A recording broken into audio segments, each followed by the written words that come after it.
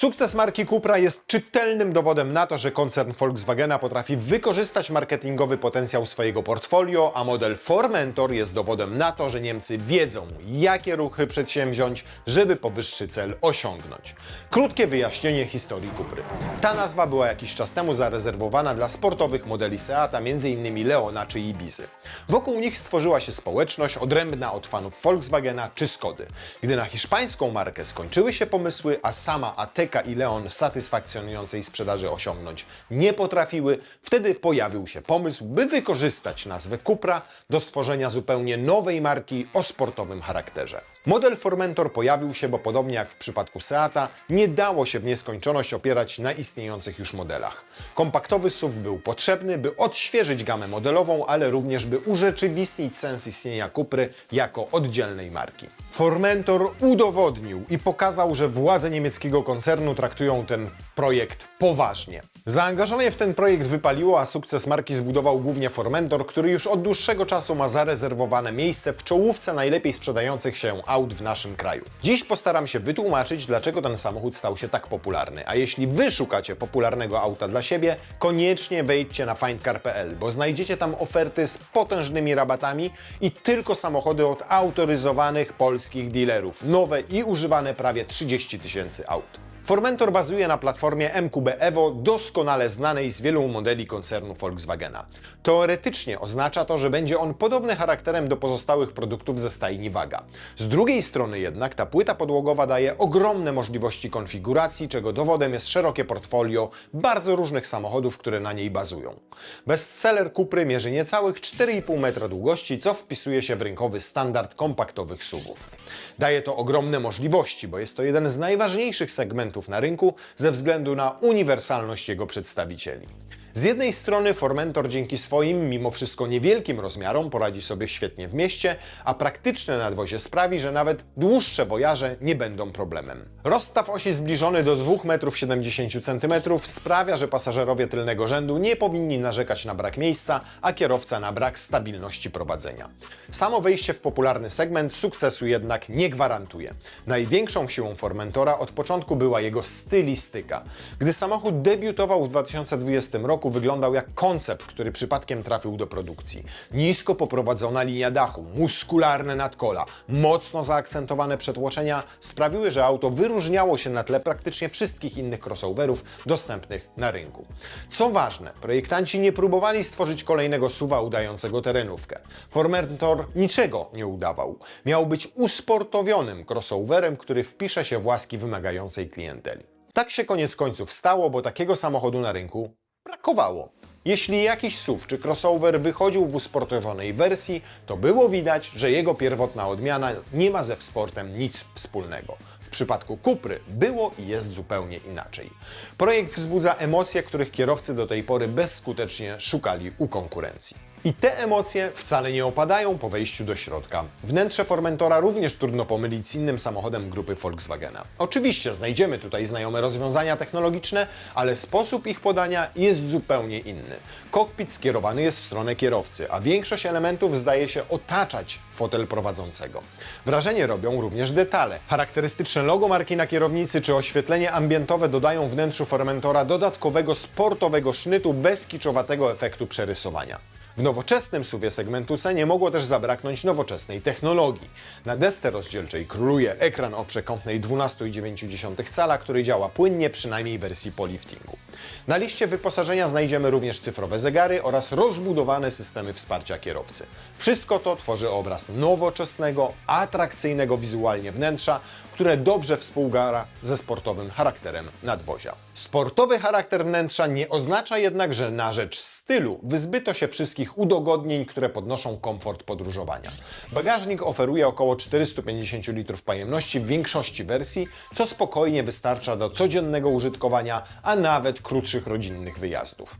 Tylna kanapa zapewnia wystarczającą ilość miejsca dla 2 dorosłych osób, choć osoby wyjątkowo wysokie mogą zauważyć, że opadająca linia dachu zamachu nie pozostawia aż tak dużego zapasu nad głową jak w bardziej klasycznych SUV-ach. Jeśli zależy Wam, żeby Formentor był bardziej komfortowy, możemy zainwestować w DCC, czyli adaptacyjne zawieszenie, które możemy ustawić w taki sposób, by w momencie, gdy nie oczekujemy od auta sportowych wrażeń, mogło lepiej wybierać nierówności.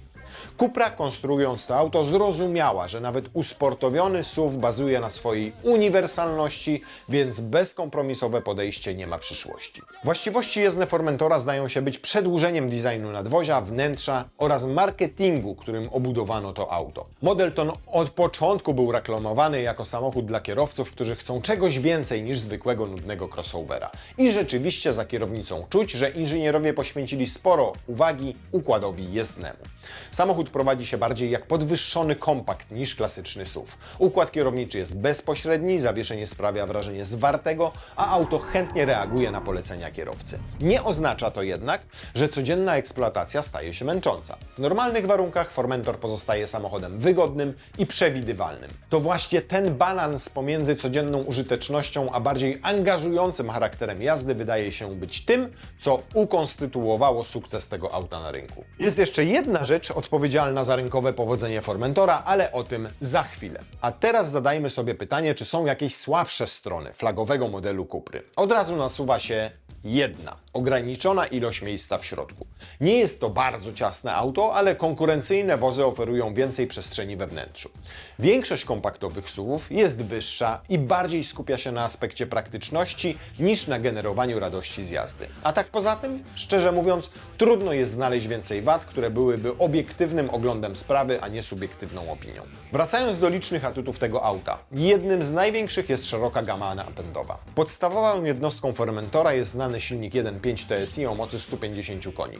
Dostępny jest tylko z 6-biegowym manualem. Ale mamy również zelektryfikowaną wersję tego motoru, czyli 1.5 ETSI o takiej samej mocy, ale tutaj już wyłącznie automatyczna skrzynia DSG. Formentor dostępny jest również z dieslem 2.0 TDI o takiej samej mocy, czyli 150 koni. Mamy jeszcze dwie 204-konne odmiany, benzynę 2.0 TSI oraz hybrydę plug-in z imponującym zasięgiem sięgającym prawie 130 km. To jednak nie koniec, bo później wchodzimy w terytorium odmiany VZ, czyli tej jeszcze bardziej usportowionej. Jest ona dostępna z 3 napędami. W dwóch z nich pod maską drzemie 2.0 TSI. W słabszej wersji ma 265 koni, w mocniejszej 333 konie i napęd na 4 koła. Ale jest jeszcze PHEV. Podobnie jak w zwykłej wersji, motor 1.5 sprzężony jest ze 115-konnym silnikiem elektrycznym, ale w wersji VZ moc systemowa wynosi 272 konie mechaniczne. Na samym szczycie gamy mamy wariant VZ5. Pod jego maską znajdziemy 5-cylindrowy motor o pojemności 2,5 litra rodem z Audi, który generuje imponujących 390 koni mechanicznych. No dobrze, a ile to wszystko kosztuje? I tu właśnie wracamy do przyczyn rynkowego sukcesu tego auta, gdyż mimo unikatowego charakteru za Formentora nie zapłacimy dużo więcej niż za konkurencyjne, mniej ekscytujące SUV-y. Podstawowa odmiana 1.5 TSI o mocy 150 koni katalogowo kosztuje 143 900 zł. Za 1.5 ETSI z DSG dopłacić trzeba 16 000 zł więcej, a 2-litrowe TDI startuje z poziomu 163 900 zł. A teraz przekraczamy granicę 200 koni. 2.0 TSI 204 konie z napędem 4Drive wyceniono na 176 600 zł. Hybryda plug-in o tej samej mocy kosztuje 213 500 zł. Sportowy Formentor VZ 2.0 TSI 265 koni to już wydatek minimum 220 000 zł, a 333-konna odmiana z napędem na 4 koła 247 200 zł. 272-konny PHEV 266 700 zł. Cennik zamyka VZ5, które katalogowo kosztuje minimum 306 800 zł. Takie ceny wydają się być rozsądne, biorąc pod uwagę fakt, że mamy unikalne w charakterze auto. Ale pamiętajcie, że to ceny katalogowe. Na findcar.pl bez problemu znajdziemy Formentora jeszcze taniej. Żeby nie być gołosłownymi, przygotowaliśmy kilka konkretnych przykładów. Nie trzeba się ich bać, bo w zamian za kilka tysięcy kilometrów przebiegu w roli demówki możemy otrzymać sporą zniżkę. Tak jest w przypadku tego egzemplarza, który czeka na nowego właściciela w Cupra Studio w Szczecinie. To odmiana z silnikiem 1.5 ETSI, czyli mamy tutaj 150 koni mechanicznych i DSG. W środku możemy znaleźć sporo wyposażenia dodatkowego, a wszystko to za 153 900 zł, co daje rabat w wysokości prawie 27 tysięcy złotych względem ceny katalogowej. Oszczędzić jednak możemy również na całkowicie nowym Formentorze. Tutaj mamy na przykład taką 204-konną benzynę z napędem na 4 koła DSG, którą oferuje Cupra Studio na warszawskim Ursynowie. Auto jest skonfigurowane optymalnie i ma właściwie wszystko, co nam potrzebne na co dzień. Taka konfiguracja w katalogu będzie kosztowała 200 tysięcy złotych, tymczasem ten konkretny egzemplarz możemy zgarnąć za 177 tysięcy. Jeśli ktoś lubi bardziej dynamiczną jazdę, to może wybrać sportową odmianę VZ. W Cupra Bednarek w Łodzi jest dostępna jedna sztuka z 333-konną benzyną 2.0 TSI i napędem na 4 koła. Ten samochód to już nie są żarty. Do setki przyspiesza w imponujące 4,8 sekundy, więc wchodzimy na terytorium aut sportowych, a nie usportowionych. Ile taka przyjemność kosztuje? Oferta opiewa na 229 900 zł, więc względem ceny katalogowej oszczędzamy prawie 40 tysięcy. Na koniec crème de la crème, czyli odmiana VZ5. W tym przypadku mamy do czynienia z ograniczoną podażą, więc miejsca na rabaty jest mniej. Nie oznacza to jednak, że na findcar.pl w tym przypadku nie oszczędzicie, bo Cupra z G&G Auto z Rzeszowa ma jedną sztukę na stoku. Wyceniła ją na 309 900 zł. Katalogowo taka konfiguracja kosztowałaby nas nieco ponad 326 tysięcy. Nie jest to może zatem ogromna obniżka, ale zawsze coś. Szczególnie, że mamy tutaj wybitny 5-cylindrowy motor. Cupra Formentor szturmem wbiła się w rynkową rzeczywistość kompaktowych SUV-ów. Klientom brakowało auta, które nie kosztując fortuny posiada swój unikalny charakter. Sukces tego modelu pokazuje, że wystarczy mądrze wykorzystać swoje zasoby, by mimo pozornie nasyconego rynku zaprezentować coś, co kierowcy uznają za świeże i unikatowe. Więc jeżeli szukacie SUV-a, który przemówił do Was charakterem, wejdźcie na findcar.pl i śmiało wertujcie i sprawdzajcie, bo mamy tam prawie 30 tysięcy ofert ze świetnymi rabatami. Wszystkie auta tylko od autoryzowanych dealerów. Nowe, używane.